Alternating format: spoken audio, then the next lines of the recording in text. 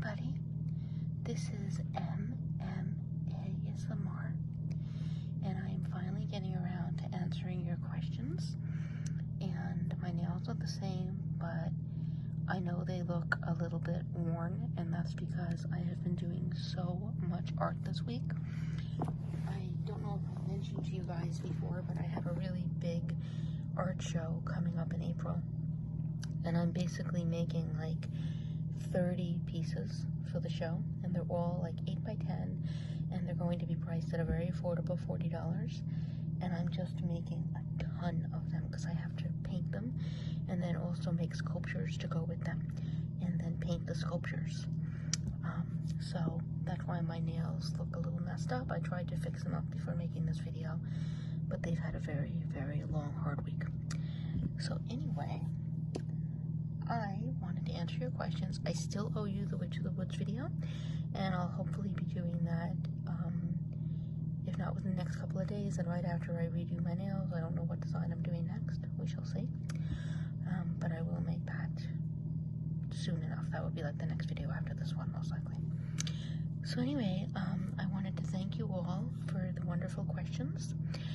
I was kind of worried when I posted that video that I was not going to get anybody to like answer, and I was going to get maybe like 2 questions, and I ended up getting a lot. So just wanted to thank you for that. And you asked some really great things. So I'm going to read out the names of the people that asked the questions as I answer them, and apologies in advance if I mispronounce anything, because as you guys know, with the English language, there's a lot of ways to pronounce things. So if I say your name wrong, I'm very sorry. It can be really hard to tell the pronunciation sometimes just from the spelling. So the first question is Lainey Tally asked, "Hi, could you talk about how you do your nails? Or would you ever consider doing a video where you paint nails? Thanks." So when I do my nails, I tend to, these are not my real nails, by the way. These are extension nails. But I do put them on myself. I don't go to the salon or anything. My toenails are my own nails, but my nails don't grow. You should grow your own nails if you can. I just can't grow my nails, so I use the fake nails. But anyway, when I put the nails on, I put on the fake nails, and then I sit and I paint them. And I typically do that over the course of maybe like 2 hours. And so it would just be kind of tough to make a video for that because it would be so long, unless I just like left one nail bare and painted it. I believe I do have a nail art video on this channel somewhere where I have like a fake finger, and I attached a fake nail to it, and I painted it the same pattern I was wearing on my nails that day. So if you guys are interested in seeing that, I will link the video in the description box if I have one. I'm pretty sure I have one ASMR style. If not, I would definitely be open to showing you how I do my nails with that fake practice finger, but it's really hard to do it on my own nails because typically when I do my nails, I go on YouTube and I turn on this old television show called Mystery Science Theater 3000, and if you guys know what that is, you're awesome, and if you don't know what it is, it's this bizarre old show that used to play on the Sci-Fi Network, the Science Fiction Network. And basically it started when I was like really too young to appreciate it, but I fell in love with it because of reruns. So essentially I think it started like in the really early 90s, but it's about this, it's a comedy, and it's about this man who was beamed up into space by mad scientist, and he's up there with 3 robots, or 2 robots rather, and then he has 2 main robots, Tom Servo and Crow, and then there's another robot on the ship called Gypsy, but she's not one of the primary characters. But anyway, the man's name, it was initially a guy named Joel, and then it was a guy named Mike, and I thought the later episodes with Mike were funnier because the robots were like more abrasive towards Mike. I don't know, they just messed with him more. But anyway, the whole thing is that the mad scientist forced Mike and the robots to watch these really bad old movies. So essentially you watch this old bad movie with them, and they make these hilarious jokes and riffs throughout it. So I love that show. My favorite episode is Soul Taker. I've watched it dozens of times. And my second favorite episode is The Final Sacrifice, because it has this character in it named Rousdower. And if you watch the show, you'll know what Rousdower means. So that's what I do when I do my nails. I sit there and I just watch Mystery Science Theater 3000 and do my own nails. But if you guys are interested in seeing my nail art patterns, I can definitely do it with the fake nail. And check the description box below, because if I do find I think I do have a video of that on my channel, and I will link it down there. Sorry for that long answer. Okay. Now, I'm going to mispronounce his name, and I'm sorry if I do. But Govind Raj, he said, my requests are, do a nail video and painting video. Okay, we just discussed that. So you're the second person that asked for that. And the other questions were, how did you find a thing called ASMR? And how did you get the thought of making videos on ASMR, especially on colors? So I found the ASMR community totally by accident. I used to get the tingles from watching nail art videos. I used to watch them all the time. And there's a wonderful nail artist on YouTube. Her name is Love for Nails. Her name is Raquel, but her channel is Love, letter 4, and then Nails. And she has a beautiful, beautiful voice and a lovely accent, and she does great, intricate nail art. And I used to get really strong ASMR from watching her videos. And one day, in the comment section of one of her videos, somebody else commented that her voice was really relaxing. And then they said in passing, you know, your voice is so relaxed. I love watching you and Lita massage so I can go to sleep. So I'd never heard of Lita massage, so I typed that in, and I hit Lita massage, and a whole bunch of videos came up of this lady. I believe she's in California, and her name is Lita, and she is a massage therapist, and she has a whole bunch of videos about how to give a massage, and just the techniques and some of the health benefits of a massage. And her voice is absolutely wonderful, so I got addicted to watching her videos. And this was like back in like 2011, 2012, and back then I was working on my master's degree, and I was really stressed out.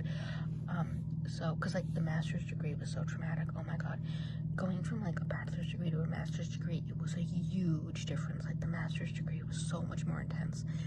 Funny enough, the switch between a master's degree, now I'm working on a PhD, it wasn't as traumatic of a transition. Like the PhD is actually more enjoyable than the master's degree, because it's very personalized and self-paced in a lot of ways. And there's not a huge difference between the master's degree and the PhD. Like the master's degree is a great basis for the PhD. But the difference between a bachelor's degree and a master's, oh my god. Wow. But I graduated with a 3.9 GPA, so I did well. But anyway, I was stressed out, and like these videos just helped me chill out and relax. So one day, after I was watching a Lita video, I just happened to scroll through the comments of Lita's video, and it said that there was somebody said in the comments, your videos relax me almost as much as Gentle Whispering. And I'd never heard of Gentle Whispering. So I think they said something like your videos relax me almost as much as Maria Gentle Whispering, something like that. So I'd never heard of that. So I typed in Gentle Whispering Maria, and I came up with Maria's channel, and she is one of the greatest ASMRists in the world. And I fell completely in love with her videos, and I still watch her today. And she currently has an adorable little daughter, and it's just really wonderful to see her videos and like just her journey, and she's a really sweet person. So it was lovely to find her channel, and on her channel, that was the first time I ever heard the term ASMR, and the first time I ever had a name for the tingles that I experienced pretty much my whole life. And how did I come to make videos on colors? That's simply because I get very triggered by colors. If I see something bright or sparkly, it kind of triggers my ASMR. Like, I will show you something. this is gonna make me nostalgic for Christmas, but I have like red glitter here and green glitter here, and if I look at stuff that's sparkly like this, sometimes it sets my triggers off. I don't know or it triggers my tingles, excuse me. But I don't know whether it does the same thing for any of you guys. Let me know if it does. But I just love shiny things and bright things. If you've seen my art, you know that. So I just got into colors because I saw a color test an ASMR video. It was by an ASMRist named Miss Coco. She is a German ASMRist, and she did this wonderful color video where basically she was speaking English, but she was teaching us the colors in the German language. And I became so obsessed with that video. It was so relaxing. I watched it so many times. I couldn't get through it without sleeping. Like the first, probably not exaggerating, the first 4 times I watched it. And I actually learned how to say all the colors in German from that video. I watched it so much. But ever since then I started to really decide to dedicate my channel to visual triggers and color triggers, just because I'm very much a visual. I get visual tingles, and I think that that's kind of rare. It seems like more people get auditory tingles, and crinkling doesn't work too much for me. It's just really like pointing and tapping. Like I love tapping and like a little bit of scratching, but it's mostly just a combination of like pointing and details and interaction, like asking questions. So I kind of need the mix of both the visual and the auditory, if that makes sense. And then I just started working with colors on my channel because that's what works for me. And I know that it doesn't work for a lot of people that are into ASMR, but I seem to have developed a real niche following, excuse me. Okay, and then the same person also asked, when can we expect a full-fledged video on color lights? So I don't know when I can do a full-fledged video, but because I got this question, I decided to bring these onto camera. So these are some little flower lights, and I hope you can see them shining. So they are red and yellow and green and blue and purple, and they make a lovely crinkly sound. Do you hear them? It's a bouquet of colors, and as I answer some of the other questions, I can play with these, and I hope that that will be somewhat satisfying, because I know I need to do more with colors, color lights anyway. But I hope that this will be somewhat satisfying as I answer the rest of the questions. So his final statement was, "For me, your channel is underrated and needs way more subscribers. Do you also think so?"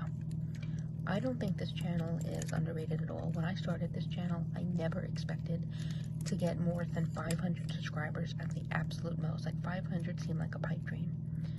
Look, if I mix the red and the yellow, I get the orange there, see? Yeah, it seemed like a pipe dream. I never thought I would get more than 500 subscribers, and the fact that I have, I think it's like 1,700 now or over, that's insane, especially because I do so much repetitive ASMR, like the same thing over and over again, and it's very visual, and a lot of people are not into visuals, and I don't do a lot of role plays except for like The Witch of the Woods, which I owe you guys another one. So because my channel is so, you know, always like the same thing over and over, I can't believe that I would ever have gotten that many. So to me, the channel is not underrated at all. I cannot believe I got this many. It's amazing to me. But I really appreciate all of you. We have 2 yellow, 2 red, we have 2 blue, 2 purple, and we have also 2 green. So 10 in total. Don't they make a lovely sound? Okay, so moving on. Melissa Storn asked, "Do you ever find yourself accidentally unintentionally over-explaining things in real life after doing it for ASMR videos? Sometimes I do. I actually, you know, I don't find myself over-explaining things too much, because normally when I make videos, aside from these videos, I make videos sometimes for my students, and I do tend to like explain things and break them down very simply in those videos, just because like a lot of the students, I teach college, and some of the concepts we deal with are like very, very involved, so I have to break it down to be as easy as possible, like, because that's the only way to understand. Like, even myself as a PhD student, I want my professors to break some of the concepts down to be easy for me to understand, so I do the same for my students. So I feel like ASMR almost helps me be a better teacher that way. However, one thing that I find myself doing, and I sometimes have to be careful that I don't do this in public so people won't think I'm crazy, if I'm in a store and if I'm picking up, like, I don't know, jars of something, right? And the jar makes a really nice sound. I'll move these aside for now. But let's say, like, I'm picking up a jar of toothpicks or something, right? And toothpicks kind of come in these plastic containers. If I pick up the toothpicks and they have a nice sound, I sometimes will find myself in the store, like, holding the toothpicks and just kind of doing this as I walk down the aisle with it. And I do it kind of unconsciously, but it's, I just have to kind of stop myself from doing that, because I know it might come across as really weird. I tend to tap on things, sometimes even like my phone screen, I tap on that a little bit more than I perhaps should. So that's one thing I do find myself doing. And you see the lights, they're blinking. I think the battery pack's a little messed up, so they're going from dull to bright, all of the colors, and look at the reflections. Okay, and then Melissa also asked, and what is your favorite part about being an ASMRist? Like, is it planning new concepts, or filming, or hearing feedback from subs? I love hearing the feedback from you guys. I love reading your comments. I was really upset with YouTube because on a couple of my videos, they turned the comments off because I think they thought that the videos were for children, even though I made it very clear to them. I even put in the comment section that these are relaxation videos that are intended for everybody, not just children, so please don't turn my comments off. Because I love reading your comments. I also occasionally like planning for the videos, but so many of my videos are like the same thing over and over that I don't have to do as much planning as some other ASMRists. So yeah, it's great to hear from you guys though. Okay, so from there, Casey Polo asked, what inspired you to start this channel and make ASMR videos for others? Well, what inspired me was I was just curious to know what my voice sounded like, whispered, because I hate my voice. I think I have a really deep voice for a girl. I don't like it. So I just wondered what does it sound like whispered? And I also am very careful to like articulate my words because I come from New York and I don't think I sound super nasally. Like, I don't have the heavy New York, Brooklyn accent because I'm not from Brooklyn. But even like on Long Island, where I'm from, like there's a heavy accent, and I don't really have that heavy accent. Although I do say things like coffee and walk, so you might hear my accent there.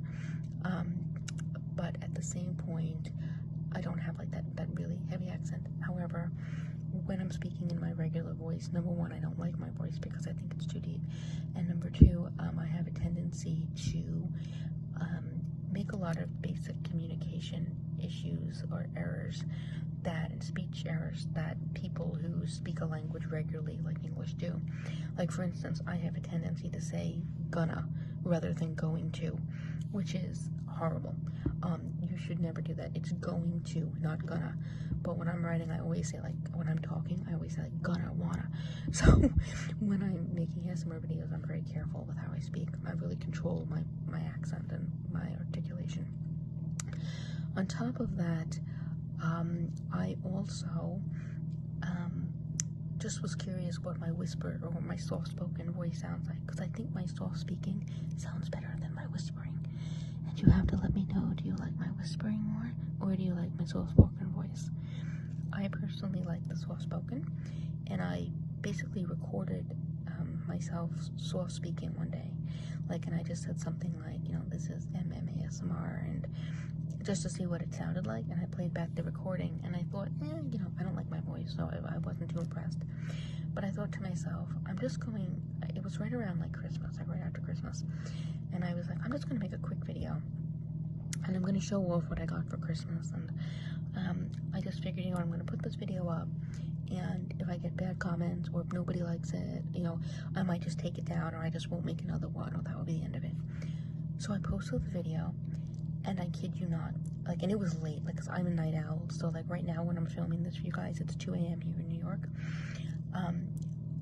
When I posted this video, it was late at night. It was, like, anywhere from, like, midnight to, like, 3 a.m., somewhere around there. And despite that, I posted the video, and less than 5 minutes after posting the video, probably, like, 3 minutes after posting the video, somebody left a comment that said, oh my god, your voice is so good for ASMR, or your voice is so perfect for ASMR, or something like that. And I couldn't believe that somebody had said that. I was shocked, and I was delighted.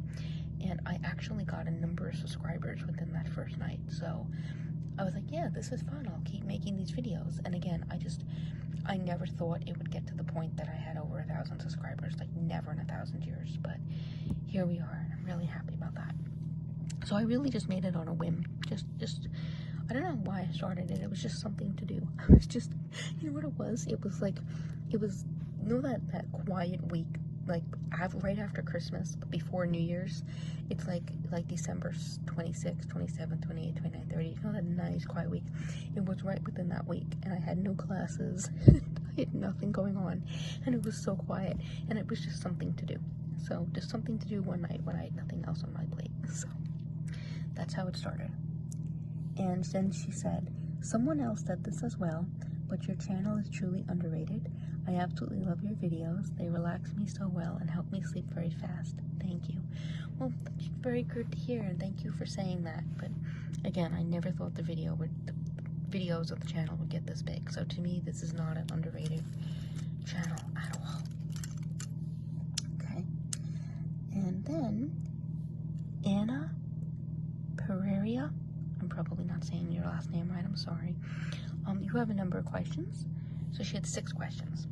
So she asked, how old were you when you realized you had ASMR? I was probably about 2 years old when I recognized that I had it. I have had it my whole life. And I can remember back to when I was 2 years of age. Not a lot of memories, just very, very short and fleeting, but they are there. And I discovered I had ASMR from watching Sesame Street. I am a big fan of Sesame Street to this day. I actually, as part of my PhD right now, I study Sesame Street because my whole area of interest is entertainment education, and Sesame Street is one of the leaders in entertainment education and has been since 1969. So I do a lot of academic studying of Sesame Street, which is funny because I've been watching and loving Sesame Street since I was little. I've watched the reruns my whole life, and the new episodes and reruns, and just I'm so into it. And then as an adult watching the show now, you see how brilliantly the curriculum is and how well set up it is. And like now as a doctoral student, I watch it from a more like critical standpoint, like how do they set it up and how do they adjust it and what's the curriculum and how do they work that in. But as a kid, I just really enjoyed it.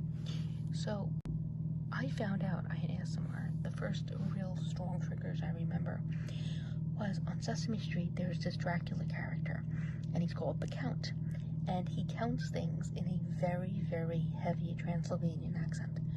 So I can't do accents, but he would take something like these flowers, and I'm gonna butcher the accent because I can't do accents.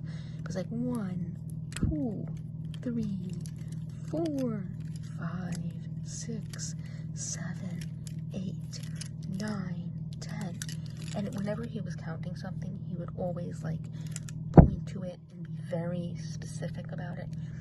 And that plus the accent just absolutely set my tingles off because I get very triggered by accents. And I think a lot of that is because I grew up in like a community where like everybody's an immigrant, primarily from Italy or Greece. My parents are from Ireland, so they have accents, brogues, we say brogues. So I think I've just always been triggered by accents just because of like my own family, because we always had family visiting us, so we were always going over to Ireland. I'm a dual citizen. And I think, like, and then just growing up in my neighborhood where, like, so many people had accents. I mean, like, primarily Italian, but we also have a lot of Greek people in the neighborhood. So accents were just so prevalent in my life. And I just loved the way that different people talked. And the Count just really set my SMR off. So that's how I found out I had it when I was, like, 2 years old. And then she says, how did you get into art? I've always liked to draw and paint. My parents really encouraged me when I was little, and they were always taking me to art museums because my parents are really into art. They love modern art, like Calder and Moreau, and those are my biggest influences. If you guys have seen my art, you know that. So I was always at museums, and I was always encouraged to paint and draw, and just over time and sculpt, and over time I just developed my own style. So I just got into art from the time that I was really little. She also asked, did you grow up in New York? Yes, I did. I was actually born in New York. I was born on Long Island and born and raised in New York. And if you want to know what part of Long Island, I can tell you that much. I was born in a hospital in a part of New York called, part of Long Island called Manhasset. It's a really nice neighborhood. And I still spend a lot of time in Manhasset. I was just in Manhasset yesterday at Macy's because I love Macy's. I love the discount aisle. I found a $60 shirt on the clearance rack for $14, and I had a coupon, and I got it down to $10. So it was my victory yesterday. I was so happy, and it's a pretty lilac color. One other thing you will hear that you will learn about me that a lot of people don't know about me, but I am a cheapskate. And I think a lot of that has to do with just being a student. Because, like, I want to deal on everything. Like, I love 99-cent stores, and if I go to, like, Macy's, the first thing I do is hit up, like, the clearance aisle, and I'm an extra small, so a lot of things in the clearance rack are either extra large or extra small, so I find good clothes there.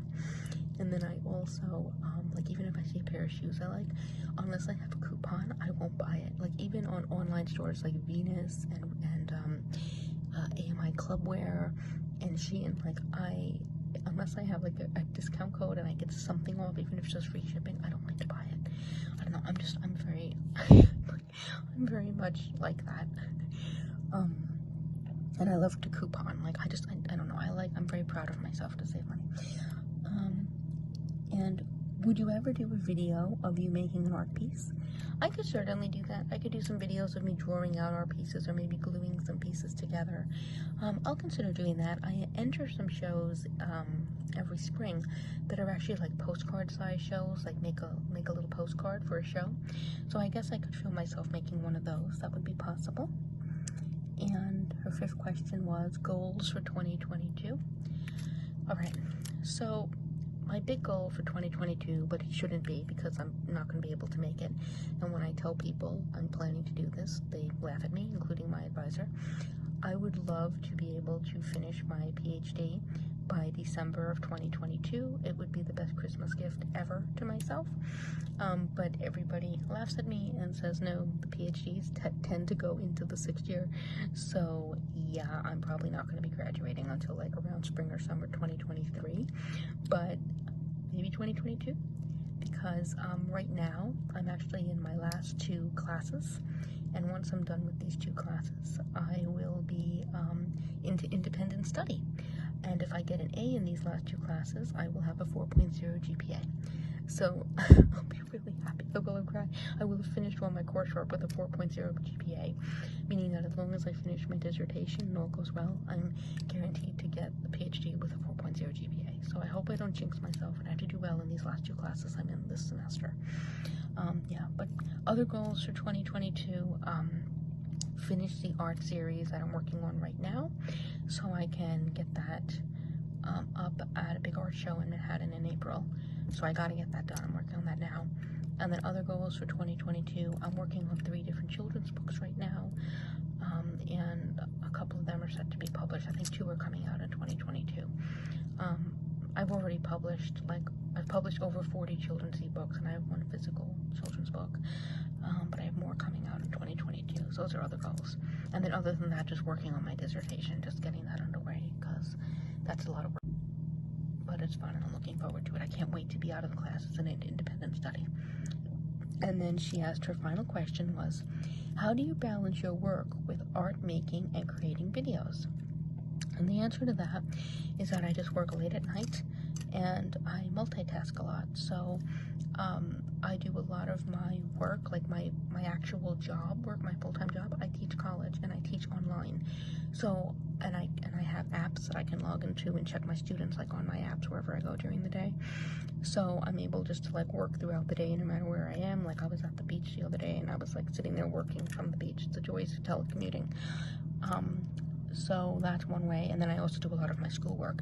Like I read articles like for my classes on the beach, and like I can highlight right there on like the PDF. I couldn't live without my phone, quite frankly. And then as far as making the art goes, I watch TV at night, like in the evening after I have dinner. I sit and I watch TV. And I actually will paint a lot of times when I'm watching TV, or sculpt as I'm watching TV. So I'm not just sitting there doing nothing. I'm sitting there watching TV and sculpting and painting at the same time. So that's how I kind of balance things out. And then Northeast 87, who I believe told me one time that they're also a Long Islander, so up the island.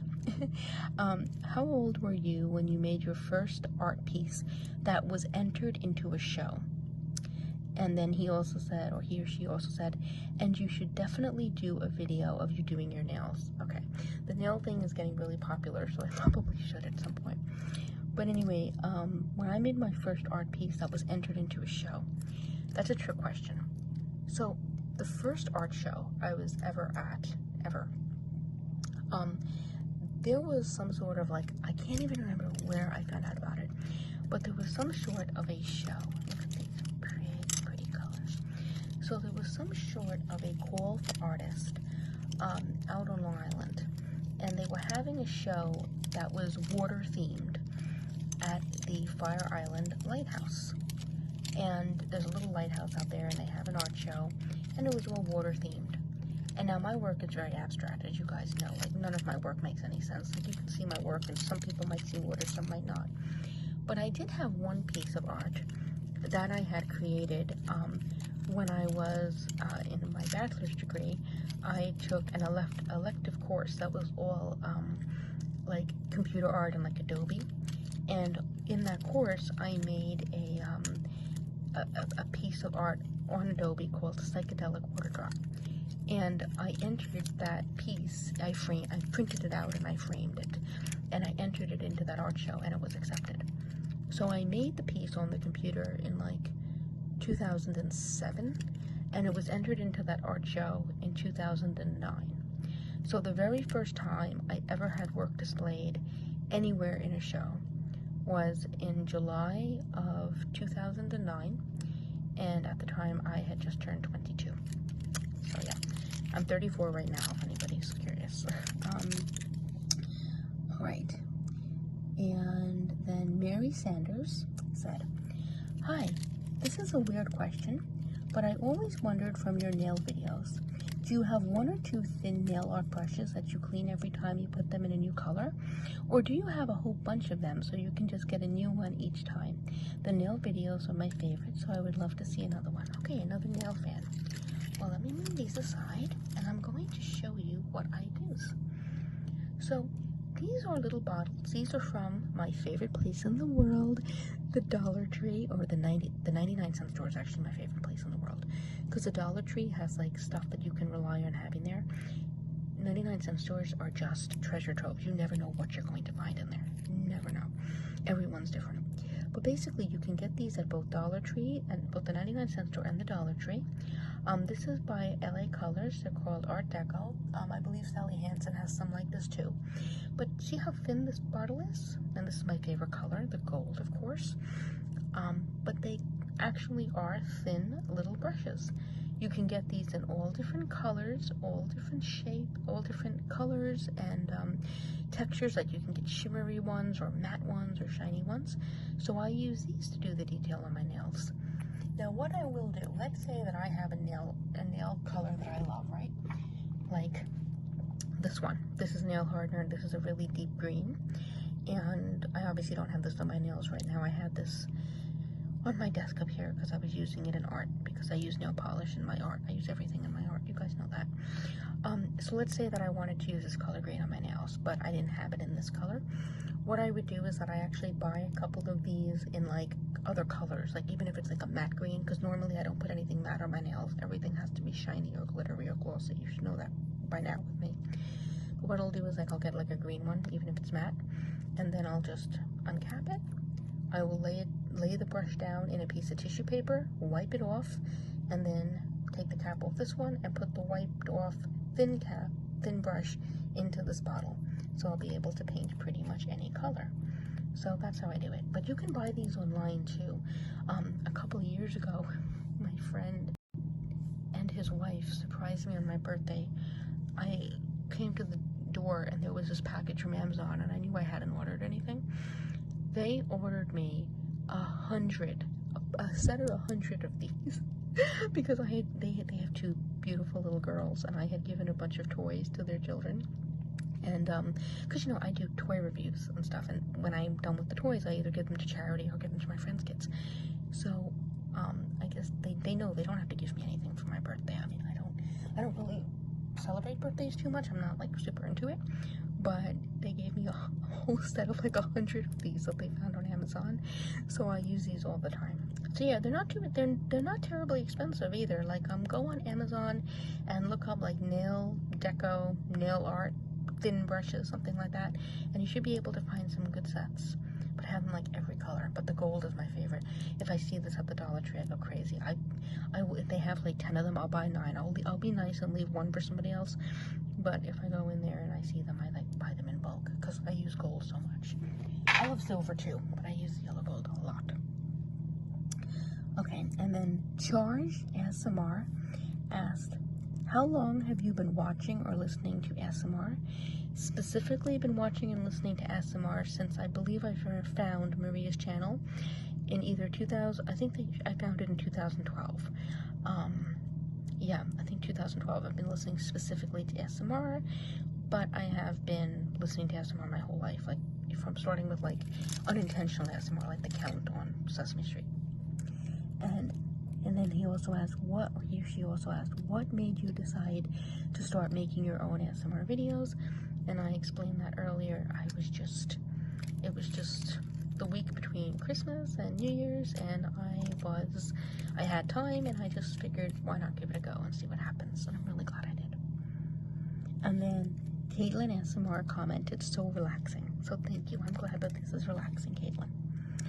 Okay, so her Bano, I hope I'm saying that right, asked 5 questions. They asked, what's your guilty pleasure? So I'll give you 2 answers. So the simple answer is chocolate. I love chocolate, and I also love Coca-Cola, which is not good for you, but I do drink Coke with a lot of the stuff that I eat. I try to cut down on it. I try not to drink too much of it, but I love it. I don't drink any alcohol. I don't smoke tobacco. I've never done any drugs. I've literally never even taken a puff of marijuana. Even though it's legal now, I just have no interest. Soda and espresso and chocolate are all my guilty pleasures. But my other guilty pleasure, and this is kind of an embarrassing fact about me, but I absolutely love 80s hair metal. 80s rock hair metal, I love it. And it's not entirely my fault. I was born in 1987, okay? And I told you guys I'm 34 years old. I was born in 1987. And that's when that music was really popular, right? And all of my cousins are much older than me. All my cousins are like, literally like over a decade older than me. And I only have 2 cousins here in America. And they are 13 years older than me and 16 years older than me. So when I was born, they were already into the metal, right? Think about that. And that's what they listened to. They were teenagers growing up. So when I was a baby, I was just like surrounded. This music was just kind of always like around in some capacity, even though my parents didn't listen to it. I think it was just always around like when we were like on the beach, or when we were like, 'cause my parents used to take me to Jones Beach a lot when I was little. And I think like the formative years of my life, like really early years, like the late 80s to the early 90s, it was all this like rock metal around, and like my cousins listened to Guns N' Roses, and on Christmas and Easter, and like 4th of July, I would go to my aunt's house, and And like, I guess I would always listen to it, and they would have it on like in their rooms or whatever, and they were really good to me. They really spoiled me and treated me like a little princess. Even though they were much older than me, they always had time for me. They were really good to me. But I think I was just exposed to that music so much that it like warped my brain, because I love Motley Crue, Guns N' Roses, Rat. I listen to 80s hair metal all the time, and I know, like, it's really outrageous. Like, you watch some of those old Twisted Sister videos, and it's like, they're so silly, but like, I don't know, like, it was just, I love the sound of it, and I think a lot of it has to do with just growing up in that era. I think, like, it just, as I said, like, it kind of, my brain was sort of indoctrinated. So that's another guilty pleasure, 80s hair metal. The second question they asked was, if animals could talk, who would be the sassiest one? Absolutely cockatoos. Cockatoos, the parrots. I love cockatoos. There's sulfur-crested cockatoos and Moluccan cockatoos. I want to have a cockatoo one day. I think they are the cutest, funniest, sweetest birds. If I get one day, I'd love to rescue it. There's an organization called the Long Island Parrot Society, and they actually do a lot of the rescuing of birds and like rehoming of birds. So maybe one day I'll adopt a bird from them. But I love cockatoos. When I have 2 parakeets, not really about cockatoos, but I have 2 parakeets who I love, and they're really clever and beautiful and smart. And they're funny. They all have different personalities. But I got them from a store that used to be on Long Island that recently closed because the family retired. The couple that ran it actually retired. But they used to have all of these birds in the store, and they wanted the birds to be friendly. So they would get them from breeders, and they would kind of have them in the store, but they wouldn't lock them in cages. They'd put them in like the back room, and then they would have like all the room to walk around back there and everything. And the people knew me, so they would let me go into the back room, and I would be able to play with the birds. And they were so funny. Like, if you were to clap your hands, they would like dance. Some of them would know how to say things like hello, and they would get your attention, and they would sometimes like pick up a toy and bring it to me to play. You know, they were so sweet. So I love all animals. My favorite animals are Canada geese, and I know everybody thinks I'm crazy, but it's true. I'm a crazy animal lady, but I freak out when I see geese. I think they're the cutest things in the world. Canada geese, I love them. But I love all animals. But yeah, but cockatoos would definitely be the sassiest if they could talk, and actually they can talk, and they often have a lot to say. And if you guys want a good laugh, and if you're not too offended by bad language, if it's coming from a shrieking bird, YouTube search Pebbles the cockatoo, and it's basically this crazy Moluccan cockatoo who has some very colorful language because she was a rescue, and she currently lives with a very kind, loving, caring owner. But the people that had her prior to this owner had a lot of arguments, and the bird picked up some pretty interesting phrases and mannerisms from that initial situation. So if you want to see something kind of funny, check out that video. And then the third question they asked were, if you were a fruit, what would you be and why? I would probably say an apple, just because I don't eat too many fruits. But I like apples, so I'd be an apple because I think they're delicious. And then number 4, do you have a pet? Yes. I have 2 cats, 2 birds, 4 hermit crabs, 2 snails, a fish, 2 frogs, and sea monkeys. And I used to have a dog, but he passed away when he was 16 and a half. His life expectancy was 12 years, and he lived to 16. And then I really want to get a guinea pig. I love them, but I don't have one yet. Maybe I'll give it to myself as a gift after I'm done with my PhD. We will see. But yes, I have many pets. And now, number 5. The worst question you could ask me, and somebody else asked me this too. You asked me, what's your favorite color?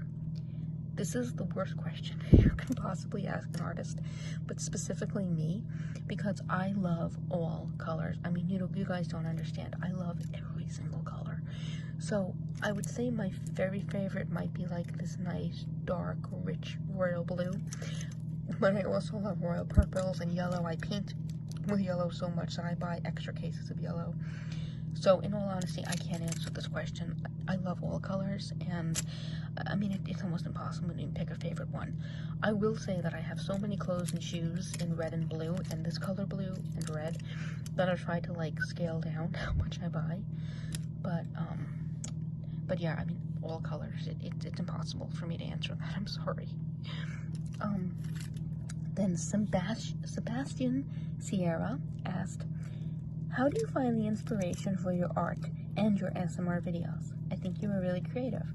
Oh, thank you. Well, the ASMR videos are just kind of repetitive. It's just kind of like either memory test or color test or eye exams, just anything that I think will, like, if I see something that another ASMRist does that I like, that triggers my tingles, I'll recreate it on here for you guys, but I'll always give the initial ASMRist, if I saw it from somebody, unless it's something super general, like, you know, the, what do you call it, like the Ishihara test, or the eye chart that like everybody does. Like if it's really general like that, I won't. But if it's something really specific that I saw that I liked, that I recreate for you, I will always tell you about the ASMRist I heard about it from, and I will like link their channel because I just like to support other creators. As far as my art goes, I'm inspired by the art of Joan Moreau, Calder, Alexander Calder, Louise Nevelson, Pablo Picasso to a lesser extent. Moreau is my real inspiration. And then I just kind of made my own style over time. And my art is inspired by colors, by shapes, by like stream of consciousness. And it just exists to make people smile. You guys know that. I just want to make you happy with my art. That's why it exists. A lot of artists are very political in nature and have a lot of statements. And my statement is just kind of like, look at this, be happy. Let it improve your day a little bit, you know, let it make your day a little brighter, you know, look at this and feel better, self-care. So, so that's its message, joy. Now then, Miffy asked, will you be upgrading your camera, mic, or other tech gadgets soon? Love your videos, by the way. Would love to support your ASMR journey.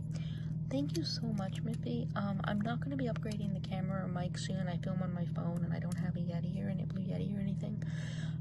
Maybe when I'm done with my PhD, which again is not going to be till like 2022 at least, probably 23, just because I don't want to update it because these videos are so impromptu, and because I don't have as much time to dedicate to these videos as I would like to. But maybe in the future, but it will be quite a bit in the future. Then XSM asked, who would be your dream ASMRist to collaborate with and why? And then I would have to say that ASMR Eliza. She is fantastic. I am so inspired by her. Check out her channel immediately. It's ASMR and then Eliza, E-L-I-Z-A. She is wonderful. She's got a really cute tortoise as well, a pet tortoise. That's an adorable little thing. But she does these great, she does color tests, she does memory test, she does like follow my instruction videos, which are also really relaxing. She's basically hypnotic, so, and she's a really cool person, so she would probably be my dream to collaborate with. And then XSM also asked, because your channel has a lot of color themes, what is your actual favorite color? And again, I'm sorry, I can't pick a favorite color. This is like the worst thing you guys can ask me. So just all of them. I can't decide. I really can't. Then Jessica asked, would you ever consider doing an ASMR with a face reveal? Honestly, probably not. I don't know, like maybe one day, but probably not. I am not a model. I'm telling you guys that right now. So trust me, by not seeing my face, you're not missing anything. My nails are much more interesting and pleasant to look at. And then she also asked, what were you like as a high schooler? Quiet, loud, loner, popular, etc.? You guys are going to find this interesting. I don't know if I ever shared this with any on this channel before. I never went to high school. I was homeschooled. Well, I shouldn't say I was homeschooled. I was privately tutored, which is a form of homeschooling. So essentially, my parents hired private tutors, all of which had PhDs, and all of whom, along with my cousin Maria, one of my Irish cousins, she's also 16 years older than me, just like one of my American cousins, and she got her PhD when I was very young, and she actually came over to America to do part of the study for her PhD. And, you know, obviously she stayed with us for quite a bit of time when she was over here. We're still very close to this day. And she really inspired me to want to go for a PhD. Now, her PhD is in math, because she's a mathematical genius. I can barely add. So mine is in curriculum instruction and the science of learning, which is a fancy way of saying educational psychology. But Marie inspired me, but other than my cousin, my tutors all inspired me, because all of them had PhDs in their areas. They were all experts in their specific areas of content. And so I was privately tutored, and I loved it. I'm a big proponent. I'm a big believer in homeschooling and cyberschooling and private tutoring as a form of homeschooling. And another fun thing about being homeschooled, and I might as well tell you guys this, because like some people think this is cool when I tell them. I was able to get gym credits when I was homeschooled by going horseback riding. I used to go horseback riding at an equestrian center out on Long Island once a week. I'd go out for like an hour and a half, and it was a wonderful experience. It was an equestrian center, and I got gym credits for riding horses. And it was a wonderful hobby. I adored it. And it was really great because the place that I went riding horses, I was able to, once my lesson was done, they would allow me to walk around the stable with little like baby carrots and sugar. And I could feed every single one of the horses carrots and sugar. There was just one section of the stables that was for people who had show horses. So even though I could go in and look at those horses, you know, some of them were friendly and wanted to be pet, I couldn't feed them because this was a pretty nice section of the island, and some people actually would show these horses. They were like show jumping horses. There was one lady there actually who had shown in the Olympics at one point, and those horses were on like stricter diets. But for all the horses that were like the school horses, or like the what we call like riding horses, I could give them carrots and sugar, and they were sweethearts. And sometimes, what else did they like? Cut up apple slices. If you sliced an apple, they'd eat that too. And they were sweethearts, and you had to learn how to feed them. You'd have to like you'd lay the treat in your hand like this, and then lay your hand flat so they don't bite your fingers, and they would come and take the treat. It was adorable. And one of the horses that I actually used to ride on, he was my favorite. He was so sweet. His name was Errol, and he actually used to be a racing horse, and he was a retired racing horse.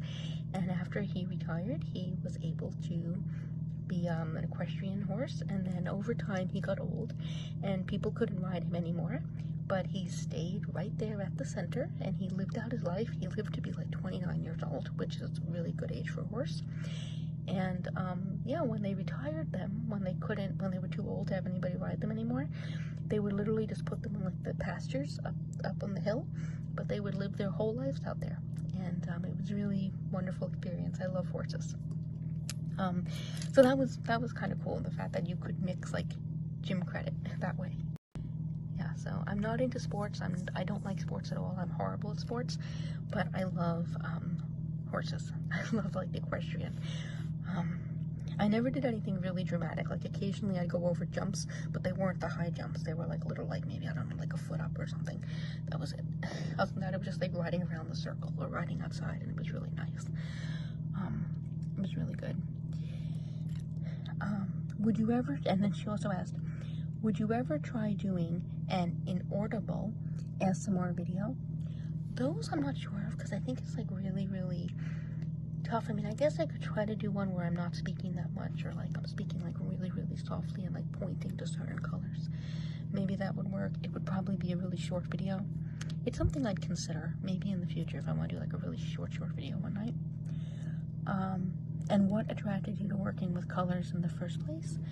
Simply because I get tingles from color videos, so I thought, like, why not, right? why not try it and share it with everybody else? Because I know there's not that many ASMRs that deal with colors, because I don't think a lot of people get the tingles from colors, so it's kind of rare. And then Karis B ASMR asked, what kind of ASMR do you listen to, and who are your favorite ASMRists? And she said, side note, can't wait for the Witch in the Woods video. Yes, I owe you guys that video. Okay, my favorite types of ASMR are definitely ASMR eye exams and eye charts and color test. I search YouTube every single night for new ASMR, color test, eye exams, things like that, because those are the ones that give me the strongest tingles. However, and those are the kind of videos you see on channels like Eliza ASMR and so forth.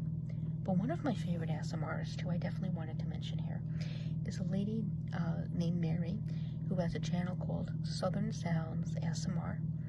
And Mary is so funny. Like, she does these great videos where she's walking around stores and you kind of feel like you're out with one of your friends. And she also does videos where she shows off like jewelry that she gets at the thrift stores. And she's very detailed on like how she points things out and how she describes things. And so it really works for me visually. But Mary's masterpiece is the fact that Mary is a wonderful actress, and she has all of these wonderful characters that she embodies on her channel.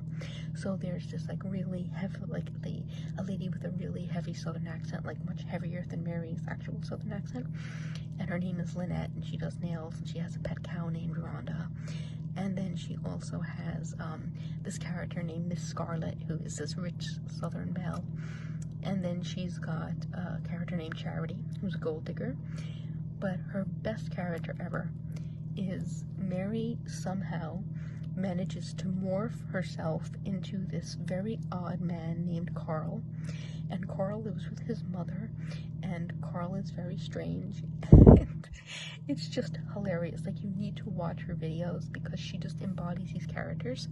And their videos are they're relaxing, but they're also really, really funny. So I love her channel just because of the pure entertainment value. So I watch her a lot. ZMac311 asked, what's your favorite movie? Okay, I have two favorite movies. So both of them are kind of silly comedies. And one of them is an old movie from the 80s. I think it's 1989. I'm not sure. But it's a movie that my dad loves, and he introduced me to it when I was younger, and I'm crazy about it. It's this really stupid, bizarre comedy, but it's called Weekend at Bernie's. And it's about these two stockbrokers who basically wind up at their boss's mansion in the Hamptons one summer. But the mansion was supposed to be in the Hamptons, but it was actually filmed on Block Island, which I think is technically part of Connecticut, not Long Island. But anyway, so they wind up at their boss's house in the Hamptons, and then their boss is killed by the mafia. And in order to, like, the guys realize that in order for them not to become targets, they have to pretend like Bernie, the boss, is still alive. So they essentially spend the weekend like pretending that Bernie is alive and taking Bernie's body out on various adventures. Like, Bernie goes on a boat and Bernie attends a party.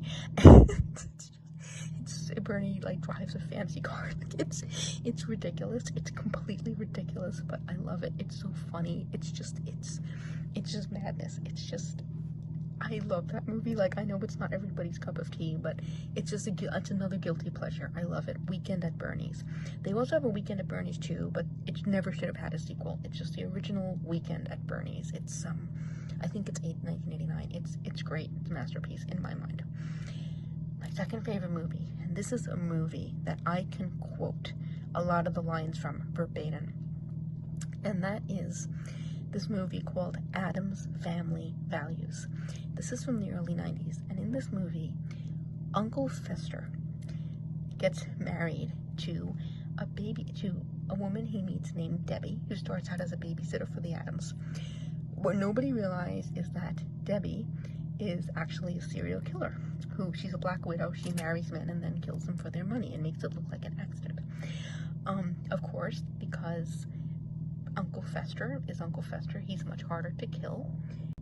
And so the whole movie is like the relationship between Debbie and Fester, and how Debbie tries to get rid of Fester, and then the family has to save Fester. But it is the funniest movie, and Joan Cusack, who plays Debbie, is brilliant, and I can quote every single one of Debbie's lines in the movie verbatim. And like, I don't know, I love that movie. There's one part where she's talking about other husbands she killed before Fester, and one of them is a senator, and she killed the senator because he told her, no Mercedes this year, Debbie, we have to, or, sorry, Debbie, no Mercedes this year, we have to set an example. And then she ran him over in a car in rage. And I have to say, with that particular one, I mean, hey, if, you know, you're married to a guy that doesn't have a lot of money, you know, you can't complain when he doesn't buy you nice things, you know, he does what he can for you, right? But, and you will hopefully do what you can for him. But you gotta say, like, if a guy has the money and he just doesn't want to buy you the car, even though he could afford it because he wants to set an example, I mean, hey, you gotta feel for Debbie. Like, I'd probably get annoyed and want to run him over too. And I'm just kidding, but I have to say, that was like my favorite part of the movie. Like, of all the ones that she justified killing, I could just, like, yeah, because honestly, if you have the money for nice things, like, why not buy them? Why not enjoy it, right? But yeah, I love that movie, and she's hilarious in that film, and she does this great speech at the end of the movie that is just hysterical. It's like Debbie's big scene. If you Google YouTube search Addams Family Values Debbie's big scene, and it's like a scene towards the very end where she has the family strapped into electric chairs and she's about to execute them, and she's giving her life story, and I can quote that verbatim. So, just another, like, silly, funny movie that I love. And I also like anything by Tim Burton. I love his stuff. Oh, and then she said, the same person, ZMac311, asked, favorite ASMR trigger, obviously, eye exams, color test, anything like that. And what you watch on YouTube besides ASMR? I listen to a lot of music on YouTube. I watch, like, I'm addicted to game walkthroughs, video game walkthroughs. I don't have time to play video games, but I love the walkthrough videos. I find those wonderful. They're just a really nice way to spend some time when I have some downtime. And then, of course, I also spend a lot of time on YouTube watching videos related to my PhD work, you know, philosophical and educational and psychological concepts, like the videos that break them down. You know, I always look for those for both my own studies and also for stuff to show my students, because I find that YouTube is a great resource a lot of times with videos to share with my classes. And what is your dream job? I actually work my dream job like right now. My dream job is teaching college online. However, that's only part of it. My real dream job, aside from being an artist, my real dream job is designing online programs in the realm of communication, English, and education, specifically creative writing. So I don't just want to teach college online, I actually want to develop online classes and entire programs in my areas of interest. That is my dream job. And that's something I'm working towards. That's why I'm working on the PhD. Then Ash asked, how do you think your jobs, toy reviewer, artist, professor, have influenced the way and style you do ASMR? So, firstly, thank you for this question. I have to say, I cannot be called a professor yet. I don't yet have my PhD. So right now, I'm a mere instructor. You can't be considered an actual professor until you have the PhD in hand. And that's still a few years down the road. But I always love it when people, like, call me professor. Some of my students do it. Even though I let my students call me by my first name, a lot of them just prefer to call me professor. So hopefully one day I'll be a professor. But right now, I'm just an instructor. I'm an instructor. Gosh darn it. Can't be a professor yet. But basically, the toy reviewer thing, I work as a freelance journalist as well as being a teacher, and I do a lot. I write about arts, entertainment, and lifestyle and leisure, and with that I do a lot of work with the toy industry, which kind of falls into, you know, entertainment, right? So I have had an opportunity to review a lot of toys and write about them, and I use toys in my art too, my mixed media. So, like, being an artist and being a toy reviewer, I'm also a published author, and being a teacher, they all influence the way that I do ASMR, because I think it influences the way I explain things, the way I use colors, the stuff that I show off to you guys, the way that I show details. I actually think doing the ASMR videos makes me a better reviewer, because I spend more attention to, I pay more attention to detail with the toys, and it definitely makes me better with the professor job, with being a, more precise about how I explain things to my students.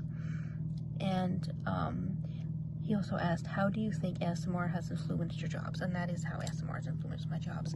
It's made me be way more detailed and more specific, which is important. And then somebody responded to Ash, and they said, the name is Leafy, and they said, hi, I'm new to this channel.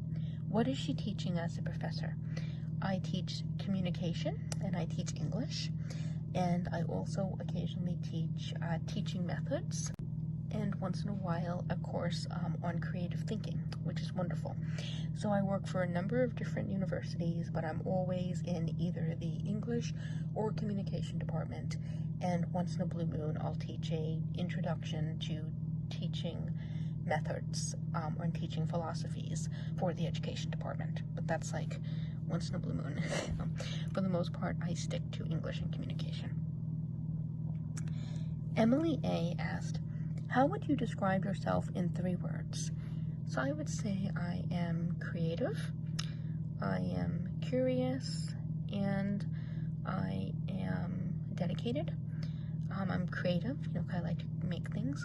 I'm curious because I love finding out about new things. I read the paper every single day, and I watch a lot of game shows because I love watching TV and at the same time like learning interesting trivia. And then I also am dedicated just because I'm very focused on what I do, either at work or at school. I like to be the best I can be at what I do. And like my bachelor's degree, which is English literature, I graduated summa cum laude, which is highest honors. I was, my summa cum laude, I was 3.8 GPA for my bachelor's degree. For my master's degree, which is in communication, I graduated with a 3.9 GPA, and I was a valedictorian of my class that year. And now this PhD I'm working on, if I get an A in the 2 classes I'm in right now, I'll be done with my coursework at the end of the semester. If I get an A in these 2 classes, as long as I finish my dissertation, all goes well, I am guaranteed to graduate with a 4.0 GPA, which is perfect GPA. So I'm very, very dedicated. And I'm also dedicated with my jobs. Like one job that I had, I started working for them as an adjunct, and I got hired full-time less than a year later, which is really a big honor, and I love that job. It's the most wonderful job. I work with the best people, and I have wonderful students, and I can't complain about anything. And then they also asked, what are your most and least favorite ASMR triggers? Most favorite color test, eye exam, anything like that. My least favorite triggers, I don't like crinkling. I also don't like really intense bright lights. I don't like anything like mouth sounds or eating. I don't like anything like that. What do you like to do for fun? I love to take walks. I love to be out in nature. I love to take walks in the woods. I paint, I write. A lot of the things that I do for fun are things that I also do for my job. Like I teach art as well. Like I teach art at like libraries and stuff, and I make a nice little side gig on that. So a lot of the stuff that and then like I do my own art too. So a lot of the stuff that I do for fun is stuff that I also do like as part of my general jobs. But I love walking, and I love taking walks. That's something I really do for fun. And I actually like walking around malls and stores. I like window shopping. That's fun too. And going to museums. I enjoy that as well, although that's also art related, right? What's your biggest pet peeve, they asked. My biggest pet peeve is I love to drive. That's another thing I love to do. I love to drive. One thing I cannot stand is when people change lanes without indicating. I don't know why this drives me so crazy, but it drives me nuts. It's like it drives me mad. It drives me crazy. Sorry. I have a tendency, I just cannot stand it when I'm like driving in the car and somebody wants to switch lanes and they just go suddenly. They don't give any indication. And it's just a little pet peeve, but it's something that really, I don't know why it drives me so crazy. It just does. And then, oh, and then they said, feel free to only answer the ones you want to. Well, don't worry, Emily, I answered them all. I like the fact that you guys asked so many questions. And then Kiwi asked, out of all your nails, which 3 are your favorites? Probably some of my Easter egg designs, some of my neon designs, and some of my crazy Christmas tree designs. What's your favorite color? Kiwi also asked. And again, I'm sorry guys, I cannot answer this one. I just can't. I have too many favorite colors. And they asked also, have you had any bloopers in your videos? If so, which was the funniest blooper? I'd say I had 2. Like, one was not really funny as much as annoying. I once dropped the tripod, and I had no idea how to edit it out. So part of the video was just the tripod just collapsing. It's like the camera just falling. And then the funniest one was one of the videos I did for you guys. It was really late at night and I was tired. And it was one of those ones where, you know, you write a color on a card, but you write it in a different color. So you write the word blue, but it will be in green writing. And I was asking you guys to tell me the color or tell me the word. And I asked you guys to tell me the color. And then instead of saying the color, I read the word. That was a silly blooper. And I didn't even notice until like 3 days later. Then Naomi O asked, how and when did you discover ASMR? So as I said before, like when I was little and I watched The Count on Sesame Street. What is your favorite food? Definitely pizza. Pizza and corned beef. I love corned beef. And what type of music do you listen to? I love electronica. I love rock, like hard rock from the early 2000s. I love that stuff. I love hard rock, classic rock, 80s hair metal, as I admitted. I also like general 80s pop music. I like Madonna. I like some modern music. You know, I like some rap. I like a whole mix of music. I really do. I have a pretty wide range, but my favorite is definitely rock music and like trance music, electronica and trance more than anything else. I listen to a lot of electronica and trance and iHeartRadio channels like Utopia when I'm making my artwork. And what's your zodiac sign? I am a Gemini, although I should not be a Gemini. Basically, I'm convinced that I was born a few days too early, and I really think that I should have been a Cancer instead because I'm way more like them. Then Tanhira Aaron said, hi, I would like to know if it's possible to buy your adorable 3D art pieces somewhere, preferably online. And by the way, I really like it when you present them in your videos. So I'm so glad you like looking at my art. If you want a piece, you're going to have to just put in the comment section like a way for me to contact you. Yeah, but I do sell my pieces, yes. And then Cassia asked, how old are you? I'm 34. And are you married? No, I have never been married. And do you have children? No, never had children, and I do not want children. I would be a horrible mother. I'd be the worst mother in the world. So honestly, it doesn't matter if I never get married, if I never meet anybody. I definitely do not mind growing to be an old maid. That doesn't bother me at all. The worst thing to do would be to have kids and then like really mess them up. That's like my worst fear. And did you study arts at university? No, I studied English literature for bachelor's, communication for master's, and now I'm working on a form of educational psychology for my PhD.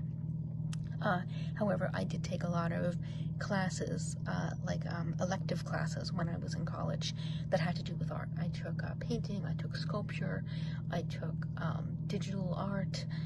I had a lot of fun with that stuff. So yeah, I took a lot of elective classes for art. And then, did you grow up in New York? Yes, I did. And what keeps you motivated? Really just to see what happens next. I love, you know, making connections and going out and like doing interesting things and showing my art and seeing people's reactions to it. I love meeting students. I love like seeing what people's reactions are, like when I occasionally have the opportunity to like design a syllabus or curriculum and seeing how the students react to the lessons.